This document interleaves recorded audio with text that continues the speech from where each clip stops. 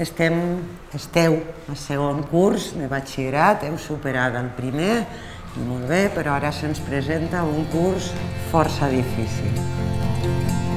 I què tens pensat fer l'any que ve, Jessica? Anar a la universitat i fer veterinària. Quina nota et demana? Un 6,5, un 12. Muchísimo. Necesito unas nuevas gafas. Queda bien, ¿eh? Sí. Pero claro, para ir al cole... ¿Y qué hora es tarde? Tengo que ir a estudiar. No puedes saltártela. Saps que si aconsegueixes un de mitja, un 9, tenim la possibilitat de donar-te el que se'n diu una matrícula i llavors el primer curs de la universitat per tu és gratuït.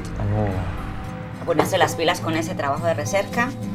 Jessica, es que también eres campeona. Et passa alguna cosa que no... Que a vegades em ve ganes de deixar-ho tot. Tu has de tenir clar que ara no és moment de plegar. Tagi, no has recuperat castellà. Me he quedado 4, tío. 4? Per aprovar segon fa falta més. Tu has pensat de demanar ajuda als companys? ¿Y dónde? ¿Quién dormiste? Un amigo. ¿Qué clase de amigo? Hay que pensar las cosas antes de hacerlas. The only thing we can give you and we can pass on you is your future. The only thing you can inherit from us is to finish your studies. You don't stop. Don't stop. Never stop.